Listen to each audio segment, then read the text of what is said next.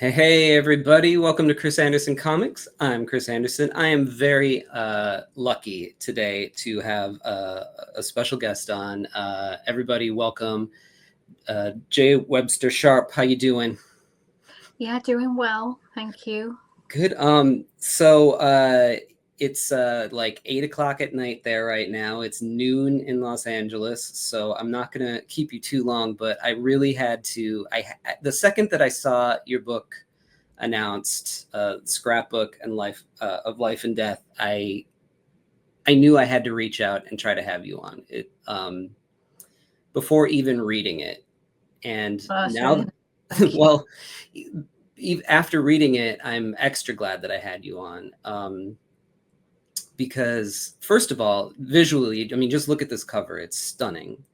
You know, your work is just amazing. The patience and the time that it takes to create, you know, something with a stipple effect is out of control. And then the subject matter, you know, the first half of it is about George Ives, like a egalitarian, uh, who scrapbooked unusual articles, right, from Yeah. like the Edwardian era, hmm and sort of that early 20th century oddity kind of stuff. Just really, it's always fascinated me, and I knew that this was going to be a book that I had to check out.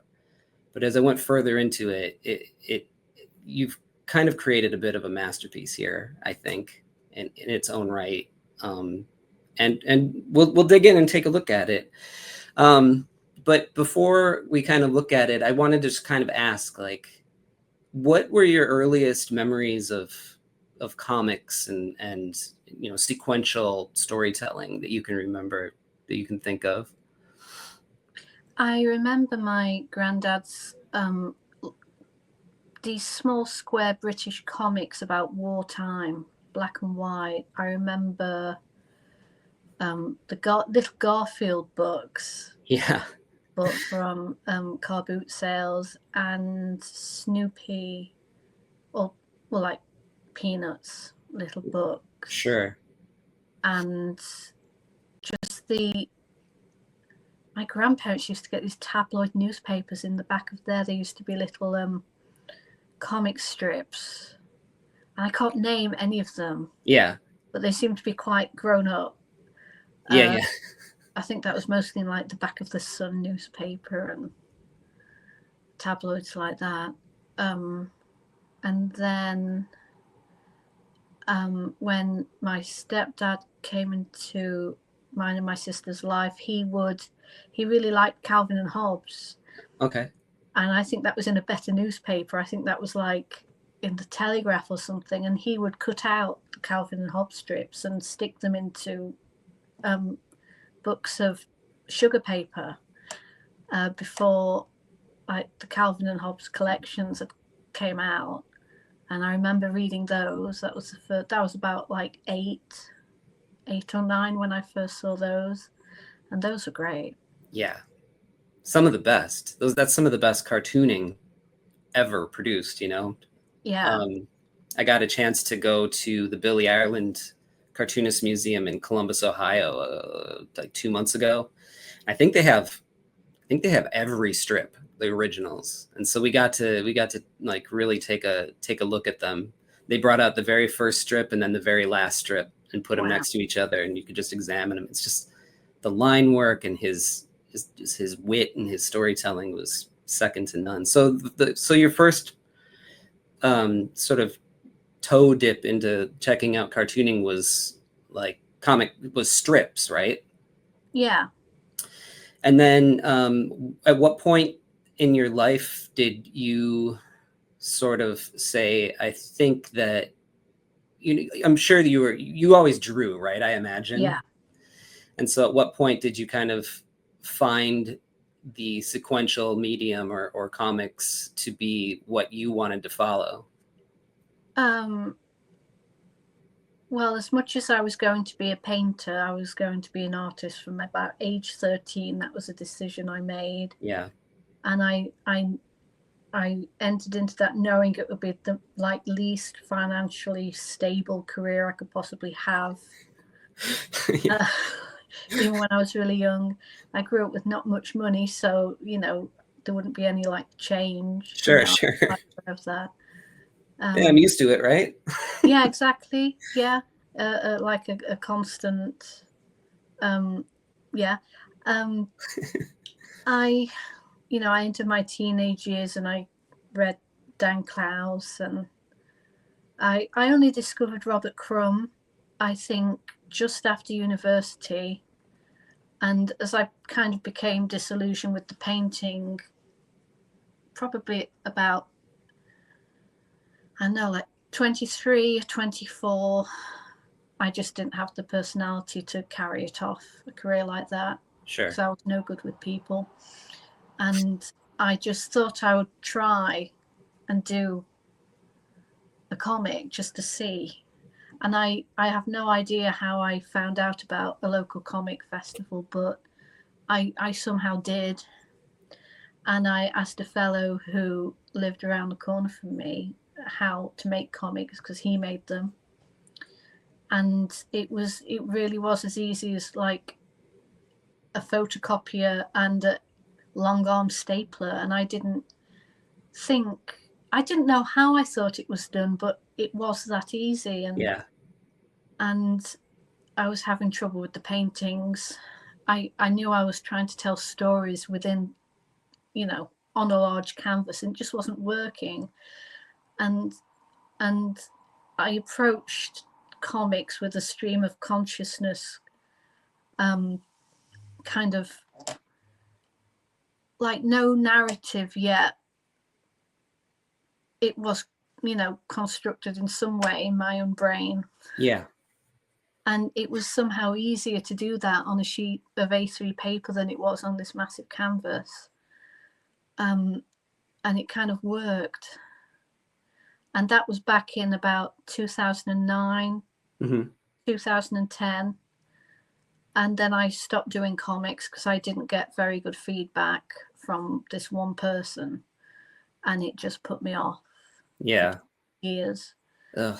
And then I started making comics again in May 2021. And now you're getting quite a bit of, you went from one person telling you bad feedback and kind of shutting it down, which is completely understandable because some people just do not know how to talk to other people. Yeah. Went from that to picking it up again, and now you're getting, like, everywhere I turn, it seems like you're getting acclaim for this and other works that you're working on, and rightly so. And I'm so glad that you decided to pick it up again and come back to it, because you've really created something unique.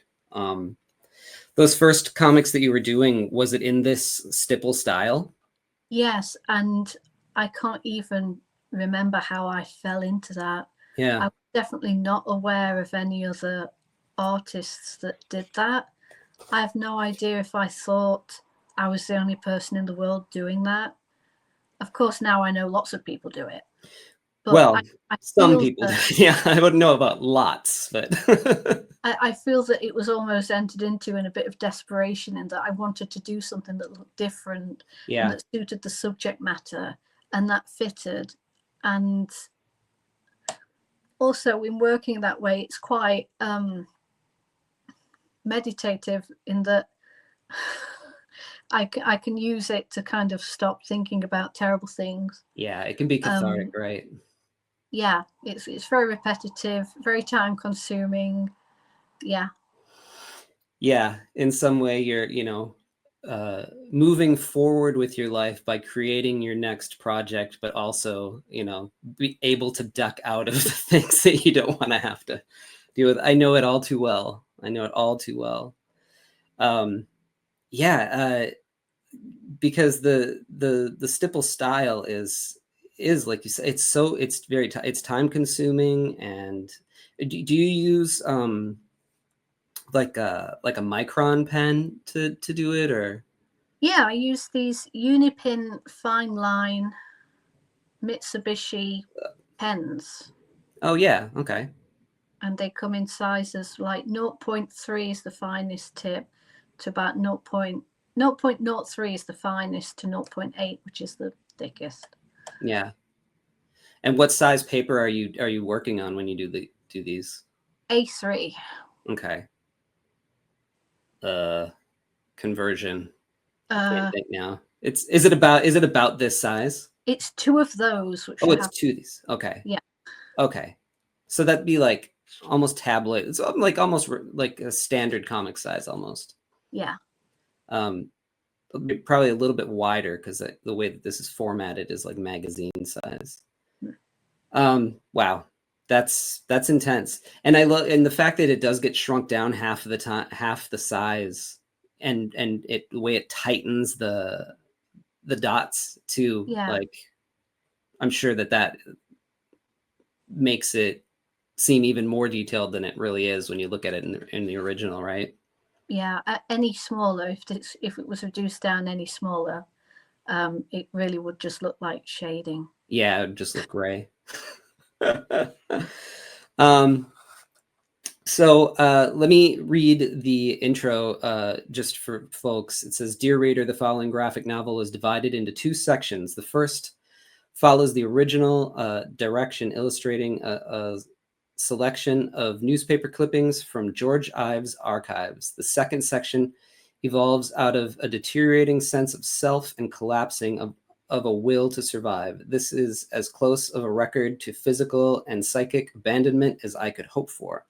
I don't think I want it to be understood."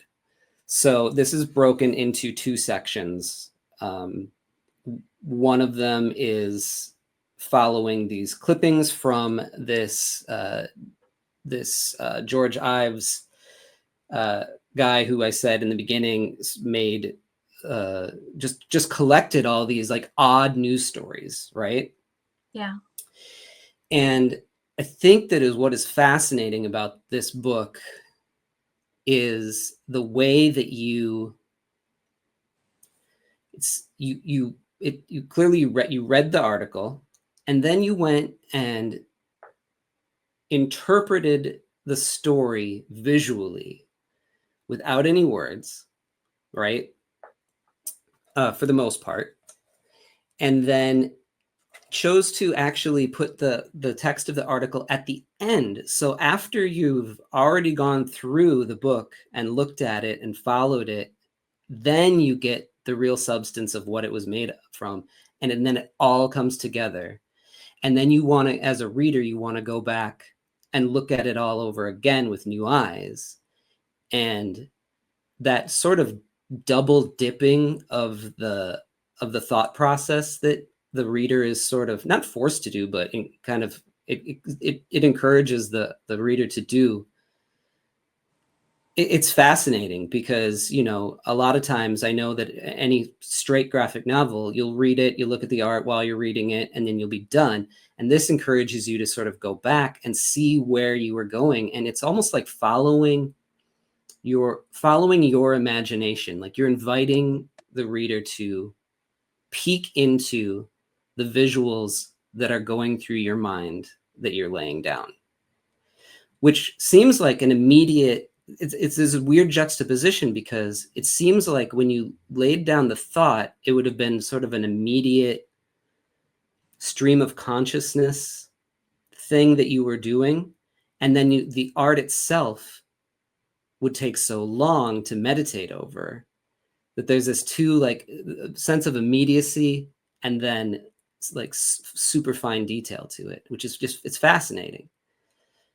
Let's take a look at it a little bit. I'm going to skip the very first story.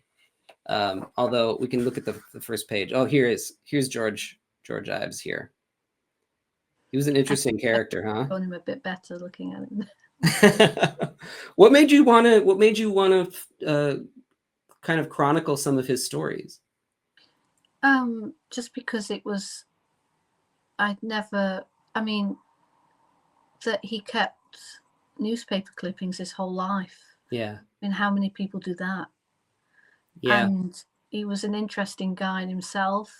I'm surprised there's not more about him out there. Yeah. And I just thought, well, I was really interested in this. There's bound to be more people out there who would be interested in him. I just wanted to kind of show people what he did. Yeah. And show them in my own way. He is a super fascinating character because like he was an egalitarian, you know, politician, I guess he would have been, or I'm not sure exactly the word would be for it, but he really fought for like gay rights and like all these things at the turn of the century when, you know, that was pretty like hush hush, you know, you didn't talk about that stuff. Yeah. So he was like at the forefront of those kind of things, and he was really into like it says here like into studying like the penal system and different ways of dealing with that. And then yeah, like he had 45 volumes of scrapbooks. Now I think that like back then it might have been a little bit more common to keep scrapbooks, but that's a lot of scrapbooks. Yeah. And just of oddity stories that he sort of like anything that piqued his interest. Just kind of great, really fascinating. So I can see the draw to why you would follow him as a subject. So the first one is youth fascinated by handkerchiefs, and just so I don't have to like blur too much or deal with too much YouTube backlash, I'm just going to skip the first story, if that's okay. Yeah. Even though there's going to be plenty of stuff for them to get upset about coming on, but this is not a family channel, so I'm fine with it. So here's like the first story, or the second story, and it's Suicide by Spider Bite. And this is a story that he clipped out of a newspaper. The story happened in Worcester, Massachusetts in 1935. So it's a story, well, actually, you sort of, like I said, you don't get the clipping first, which is an interesting choice. You know, I think that most people would have said, all right, we're going to show you what the article was and then show you the images. And the fact that you flipped it is I think a far better choice and more and fascinating, because you get to take this journey of visual, you know, aesthetic, and then find out sort of what it was, you know. Yeah. So, you know, you go through and it's Suicide by Spider Bite, and he gets his, you know, letters, and you interject these sort of like thought processes that this you guess that this person was probably going through, right? Yeah. So what was your thought process to laying down these pages? Well, I would read the article, but I wouldn't overread it. Sure. And with this one, when I read it and knew that the spider was coming through the post and it was a black widow, and I thought, well, let's make the spider into a woman that comes and, I guess, like seduces him with death. Yeah. Yeah, because he's like, you can see through all these, you know, different ways that he could, you know, end it.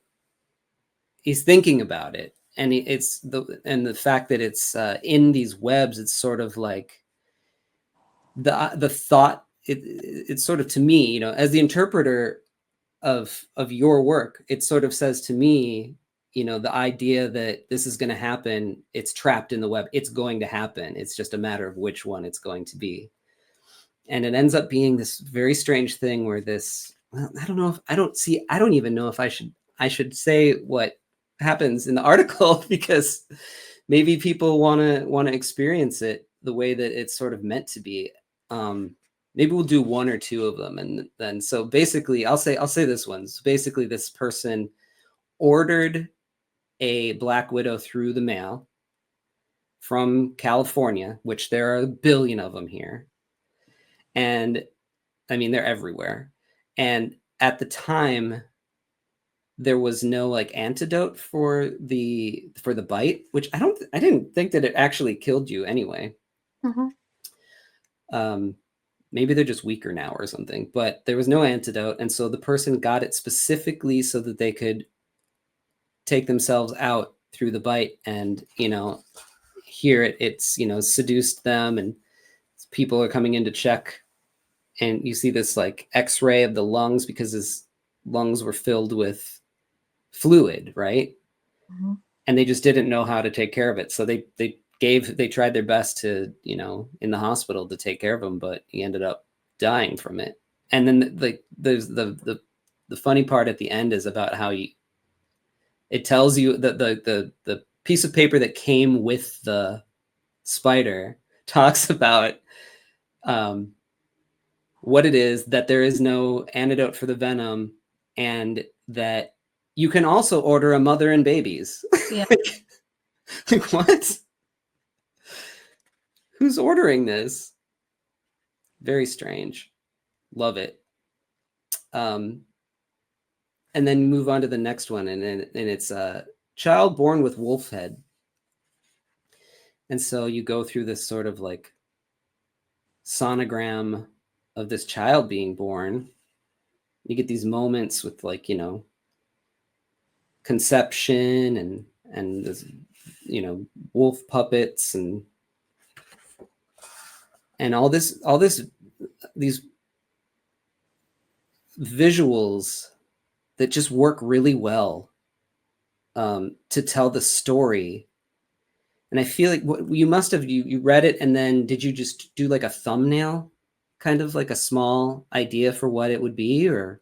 No, I just went into it. Really? Yeah. That's fascinating. And I think that immediacy is what makes it all work so well. Yeah. You get this thing pushing through the belly. I love it. And then is this were you able to find a record of this story and what the thing actually looked like? No, I didn't research any of the stories. I can't remember if the clippings gives a description, but I feel like I've seen enough things in the past, read or pictures, that I could like remember and draw from. Yeah. The description I know did say something about like lobster claw feet, Yeah. so you got that. But it also lived for like a couple days, I think it said. No. No? Didn't it? I think it did, but Yeah. yeah. That's wild. That is just crazy. I'm fascinated by stuff like that. It's just great. And I love this one. This one. So here's the other thing that's interesting is that you were doing these. You were trying to work as a fine artist, right? Yeah. And then found and you said that you were trying to tell a story through the paintings that you were doing, and then you found this medium to tell the stories with. And the thing is I feel like every single one of these pages is a piece of art in itself, like a piece of fine art in itself could go on a wall just alone. I have noticed that about what I do, that everything could be a standalone piece. Mm-hmm. And I know that there's people out there who think that, pages of comic art shouldn't be on a wall, it should be in a comic. I saw a reel the other day, and it was Harmony Korine, the fellow who directed Gummo, and he was talking about making films, and it was him when he was younger, and he was talking about how he wasn't interested in plot or storyline. He just was interested in scenes, how the scene looked. Did it look as beautiful as he could make it and things? Yeah. And I heard him, I was like, oh wow, that's kind of, I really like that, because that could apply to comic art as well. Yeah, I think it really can. You have to have that in mind from the jump, I think, when you're planning out your book. It depends on what kind of book you're doing too. You know, this isn't a straight narrative story either, so it probably lends to that more. Yeah.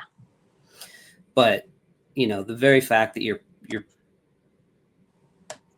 I guess you didn't really plan the pages out, right? You just went for it, as you said. Yep. That's fascinating to me because they really feel like there was a lot of thought that went in ahead of time before you did it. I don't think I could plan them out because I think I've mentioned before in a written interview about I can't like doodle or sketch things or plan things because my brain would say, well, you've already drawn it.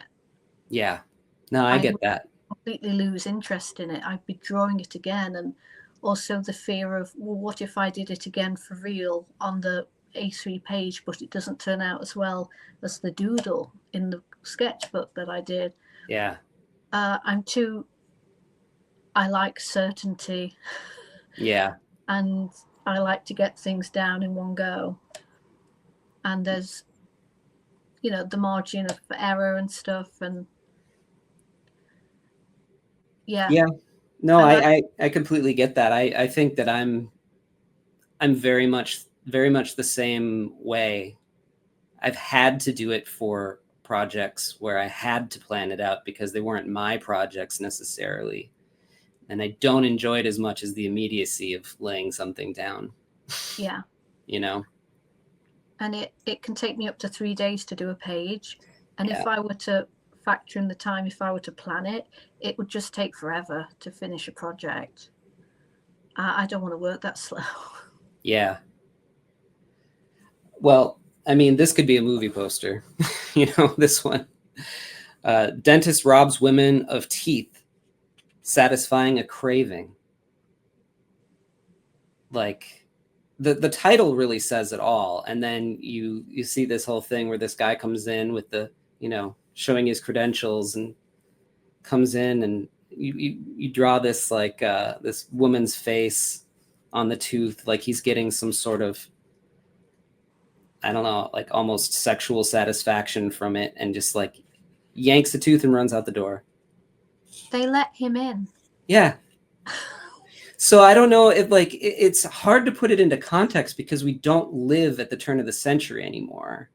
But I imagine that it sounds to me, since they let him in, unless they were just super naive, which is possible.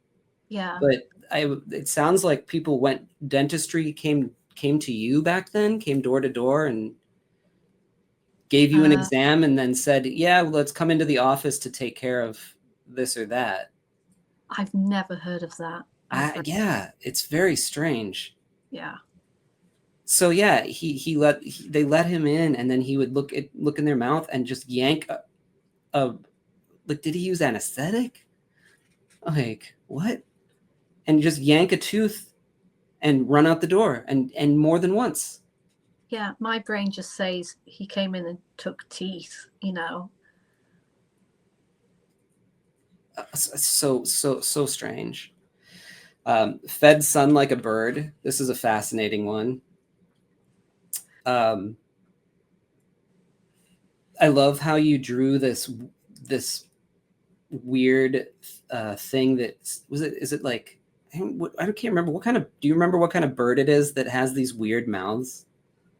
No, not at all. They all have weird mouths, so. Yeah.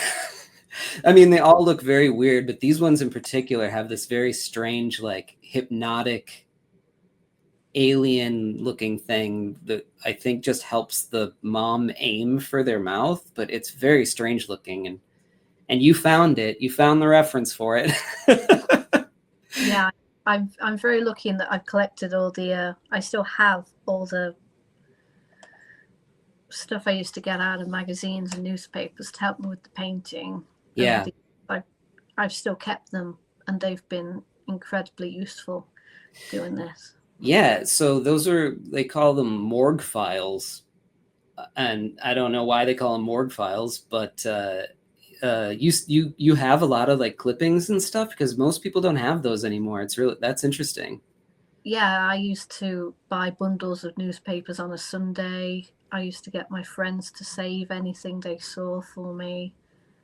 Yeah, the newspapers on Sunday were huge, and they would have like the travel section and the Yeah, fashion section and like a culture section. So yeah, I'd spend Sunday with a pair of scissors going through papers and magazines. And that happened for years.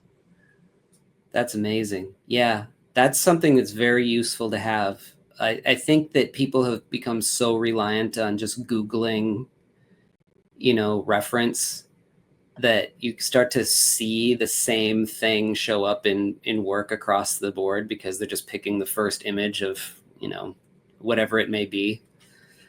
And so to have these files of photos, that aren't going to show up anywhere probably on the internet, from clippings from magazines years ago or whatever, it's super useful to have. I love your rendering of the liquid sort of coming down here. And this bird face that she has. Yeah, this is fascinating stuff. And this guy who was a serial killer. Yeah. He just kind of treated people like he sold people as meat, right? Yeah, I think he was a butcher. And I think this was this one from England, or was this one from Germany? Oh, Germany. Okay. Wow. This sheep's head is just so creepy.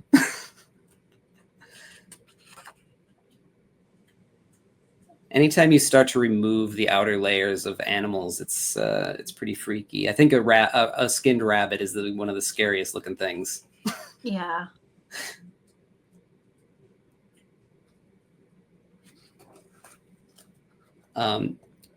Girls under 16 unsexed by trick operation. Yeah, this is horrifying. This one that happened in Kansas, and the crazy thing is stuff like this, where they would just give women these operations to take out their ovaries, basically. That this stuff happened up to, like, I don't know, 50 years ago in the United States. It's disgusting. But yeah, there was this whole institution that was doing it, at the turn of the century. This one, I love your work on this, the way that you made these people look like. Were these mannequins or? Yeah, I had to look for pictures of like old like wax dummies. Yeah. Yeah, these feel like they're from like the 20s or something. Yeah. I love this style, because they're really neat to look at, but they're also very much of their own time. And then yeah, you found these like wax doll heads and stuff. And I think the stippling effect like lends to the smoothness of and the quality of like the sculptures themselves, Yeah. So this one is the Portsmouth scare, about somebody who is cutting shoes. Yeah. There was a few stories like that in his archives. There was someone who would cut, I think, bus seats, and I think someone who cut the side of, like in the 1930s when they had those gigantic children's prams with the hoods. Yeah, yeah. Those Silver Cross prams. Someone had cut prams. Oh, it's such a weird impulse. Yeah. But yeah, this one was cutting kids' shoes, and and there was somebody with him as he did them. It said a woman accomplice or something like that. Yeah. So weird. And all of these stories that have you know, it's someone doing something. That there's no mention of them ever catching them. Yeah, that's the other thing. There's no follow-up to it. No. So it makes you, and again, that makes you want to sort of like do some digging, you know, to find out if there was any follow-up, if they caught anybody, or if they just stopped doing what they were doing. This one, it could have been. Oh, yes. This one is, I think, maybe the most fascinating one. Yeah. So 1,000 pictures of pigs drove man to death. And so, you know, you lay it out with this great intro of this pig and a butcher knife. And then you've got the, you know, this picture of this man here. Here he is, and his shadow is pig-like, and there's this girl in the corner. And then he's got, you've got this woman, you know, being poked as like she's on a, like being grilled here. This sausage, you know, and then you get this moment here. This is one of my favorite pages of the whole thing because you incorporate all these different styles. Yeah. And, you know, this horrific looking pig mask, this early Porky Pig sort of toy, this piggy bank, this automaton. I mean, all these just different pig toys. And he's sort of unwrapping a piggy bank here, and there's a card, and, you know, like a good luck card and all this stuff. And he just starts going crazy and rips himself his skin off, and he's a pig underneath with all of this pig stuff around him. And you know, you got these people here with these, you know, the sausages coming out of their mouth. And then you see him go on here up onto this stool, and then you get the pig legs hanging down, and then he's, you know, hung like he's been butchered, right, in a factory. And this story was really fascinating because this was a businessman, right, who became obsessed with this girl. And he was also wasn't he known for like being a ruthless business guy and taking and like decimating other people's businesses? It was something like he liked this woman and she turned down his advances and got together with another fellow. And I think this guy ruined the business of her boyfriend. Right. Or fiance. And so to get him back, they just bombarded him with pigs. Yeah. Yeah, they got a hold. I remember it said they got a hold of like other business people that he had messed with and got them all to send just to like troll him, basically. It's like turn of the century trolling. And everybody would, because, okay, back it up a little bit. The guy looked like a pig a little bit. And so they would call him Pig or Piggy or something behind his back. And then in order to troll him, because they ruined this woman's fiance or father's or somebody's business, they got all the people who he also did bad business with to send him pig stuff. So he would get stuff all day, all night in the post from people anonymously that was just pig stuff. Yeah. And they said that there was like even like a portrait of him hanging in the room when they found his body. Yeah. That was like, it was him, but it was his face painted as a pig. But he hung it up. Yeah, and he hung it up. Yeah, and it seemed like he sort of like displayed this stuff as much as he could until it was just too much. And yeah, it drove him crazy to the point where he, you know, took his own life. And it's like, what the heck? And then they were basically, when it was investigated, the couple was sort of let off because they said it was self-defense or something like that. Yeah.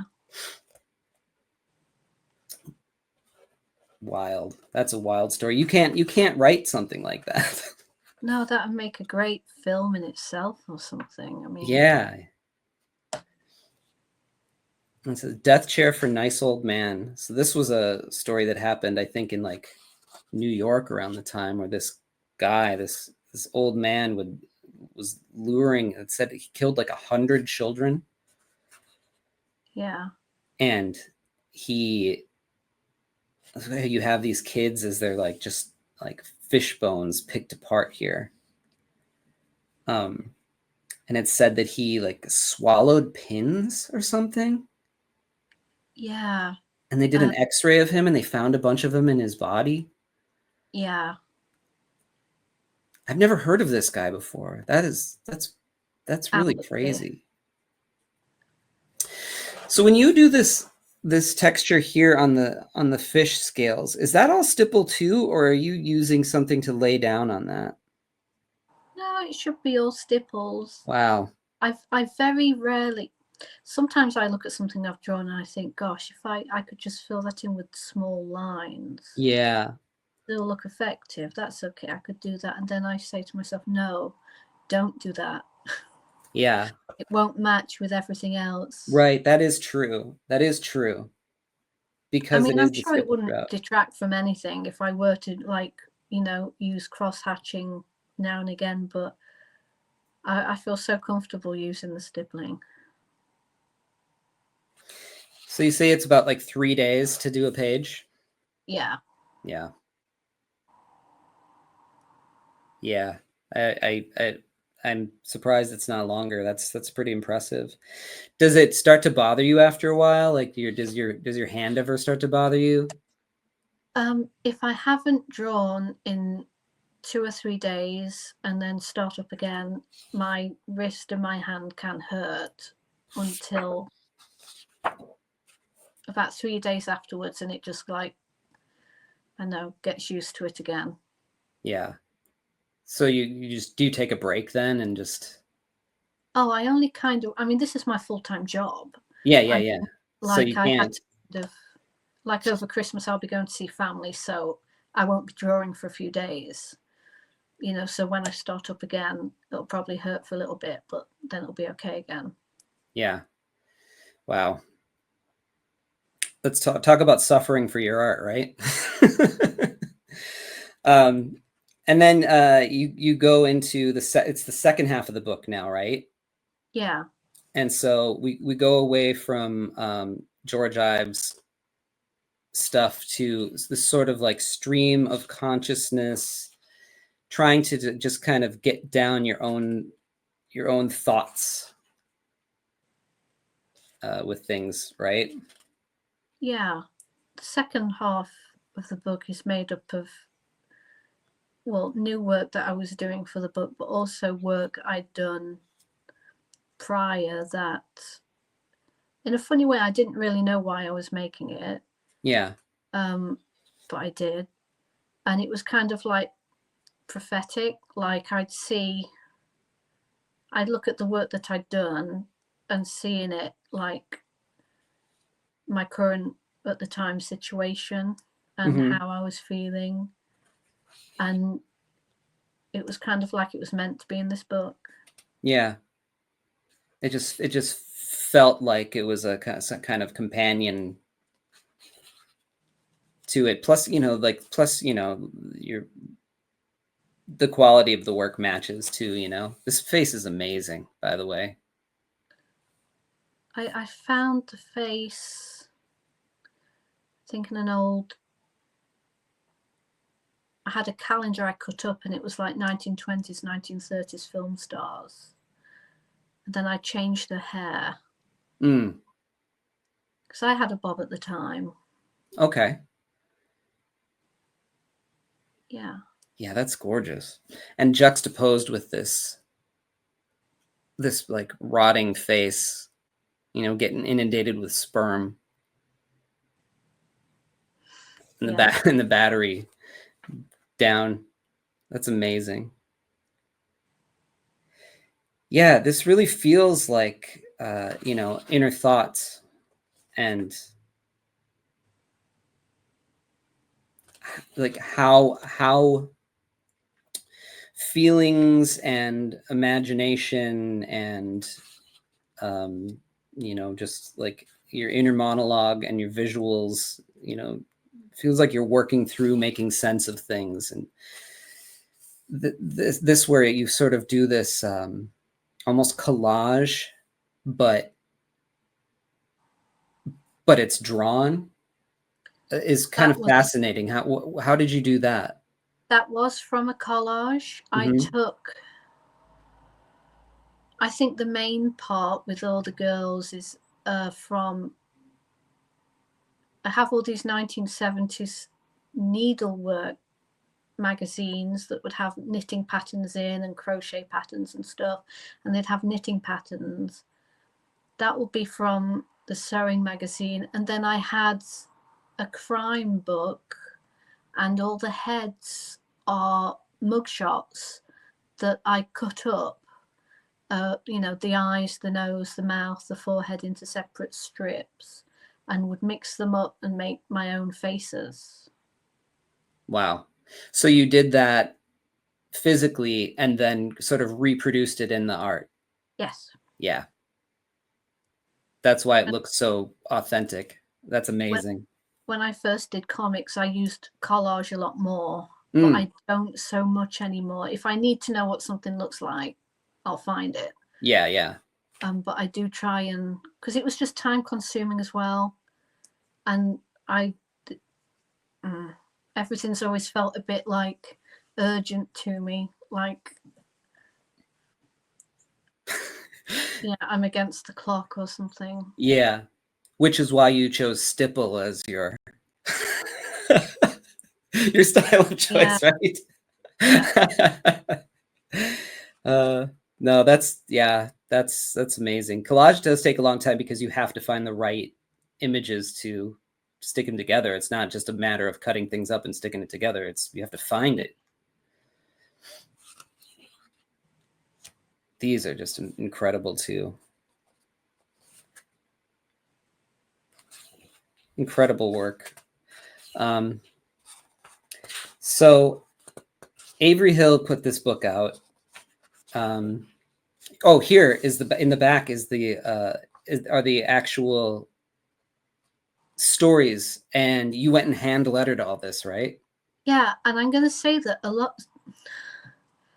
There's some like commas and full stops and things in there that are definitely not grammatically right, but I copied them exactly. That isn't me messing it up. I love it. Yeah. I love your handwriting in this. I love your writing work. The font, I guess that's not even right.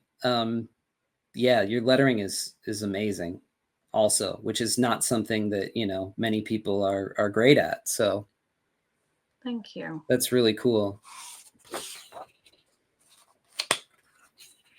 Yeah. So, yeah, Avery Hill put this book out. You have another book that just came out. You debuted at Thought Bubble, right? Fondant 4? Yeah, Fondant number 4, which is my single person anthology I've been doing since 2021.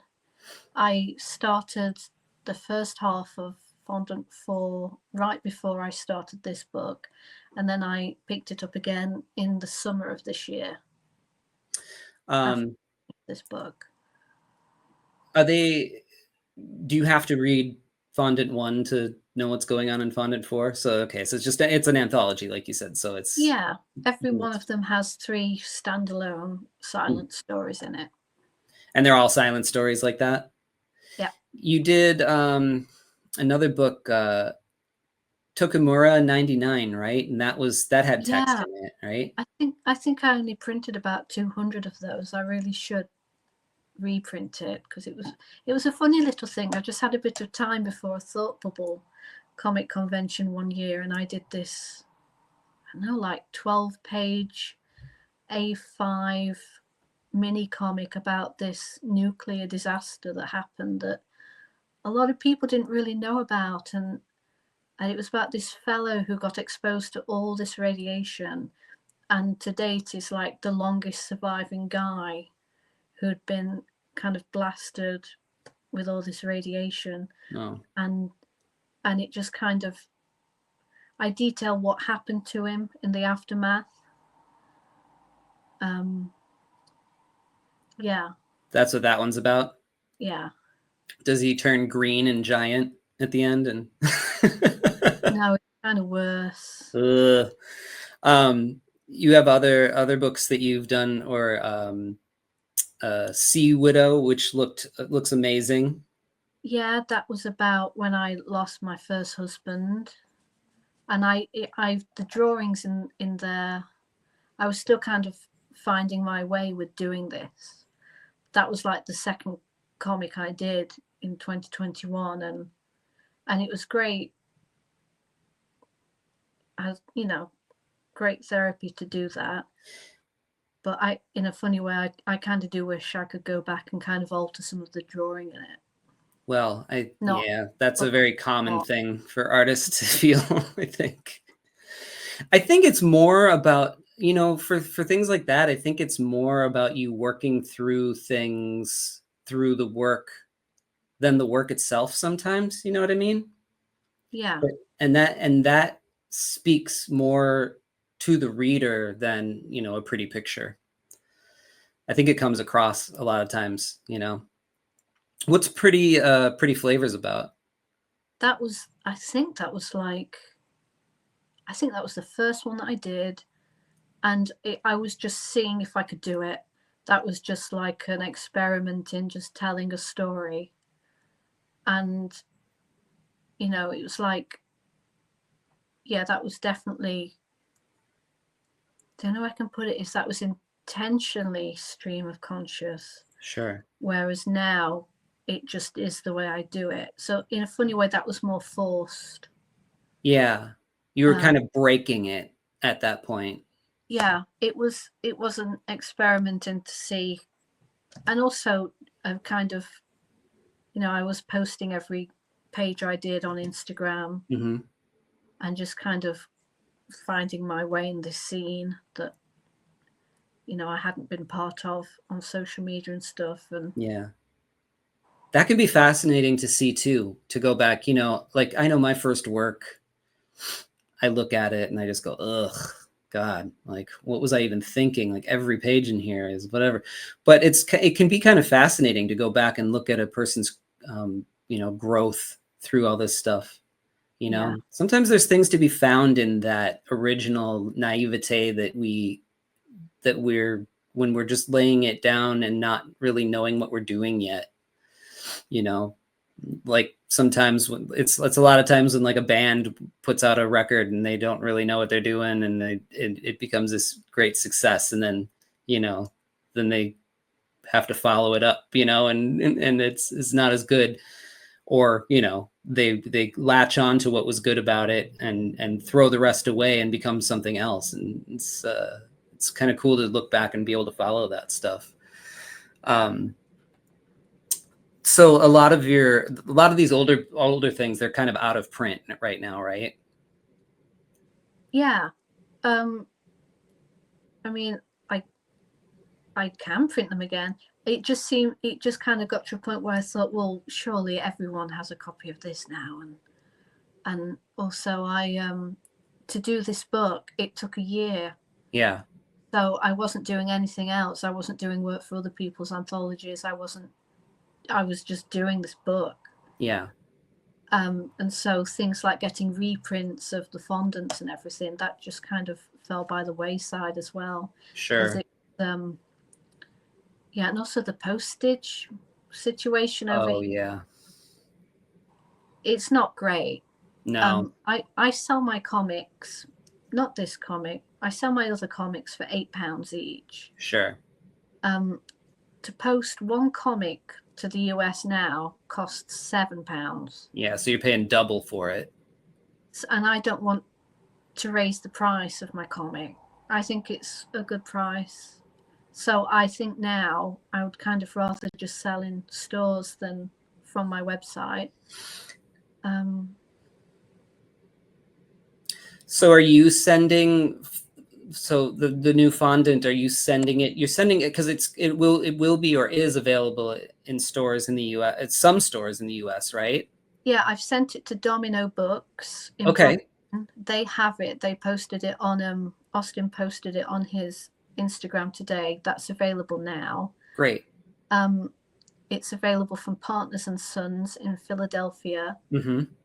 OK Comics in Leeds in the UK, and Gosh Comics in London here, and Zine Freak in Lancaster. Okay, so only the good shops have it. Only the finest of shops.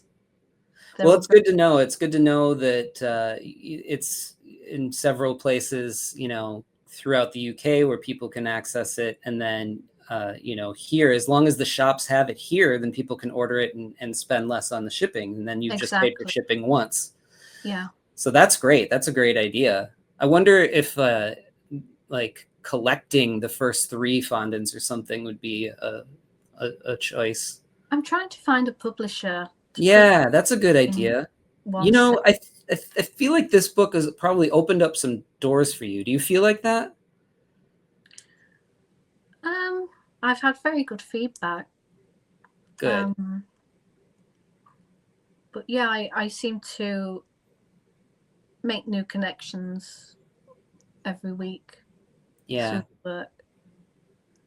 Well, I mean, I really, really do hope that you find a publisher for those, because I for one want to now own every single thing that you've done thus far. You've made a big fan of me, and I can't wait to see what else is coming out. Speaking of, you're in the new Visery, Katie Skelly's edited anthology. The first one that she did, I think, was body horror, and this one is folk horror. Yeah. So you're in the folk horror issue that I think is still up on Kickstarter right now. I think so. Yeah, for probably a very short amount of time. So anybody who's watching, get on it now. That's got to be pretty exciting. Did Katie reach out to you, or? Yeah, she did. That was literally the first. As soon as I finished this book, that was the first thing because I'd had people ask me for anthology work while I was working on this, and I'd mentioned that I wouldn't be able to do anything until this was done. And yeah, as soon as I finished this, hers was the first thing I worked on. That's awesome. I love Katie. She's great. She's great. Yeah, she was one of my first guests on the show, and run into her and Jaime all the time at our favorite breakfast spot here in LA, randomly. Okay, well then, what else is in the future for you? I'm doing a graphic biography of the silent film actor Fatty Arbuckle. I don't know if anyone would like to publish that. I've asked some people.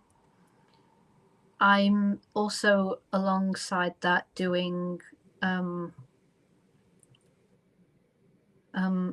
few issues of, how am I going to describe this? I'm doing a series of comics of sexual practices. Okay. Interesting. Well, you're going to find a publisher for that, I'm sure, very quickly. The Fatty Arbuckle one is going to be fascinating too. I'm very interested in seeing how that goes. Somebody's got to pick up both of those. I'm sure of it.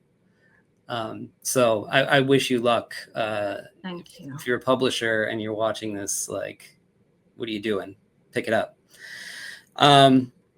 Where can people find you on the socials and all that business? I'm on BLUESKY. It's J Webster Sharp, but it's mostly Instagram. Okay. Instagram is, best to contact me and look at my things. And you have a website too? I do. It's not doing much at the minute. Okay. Yeah, well, that's jwebstersharp.com. All right. Well, I'll put it in the show notes anyway, so people can bookmark it. And follow you and find out when your next thing is coming. Everybody, just go out and find a copy of this book and everything else that you're putting out. I wish you a long and successful career, and I really love what you're doing, and I can't wait for the next thing. And thank you so much for coming on. You're welcome. Thank you for asking me. Absolutely. Have a great rest of your night. Thank you.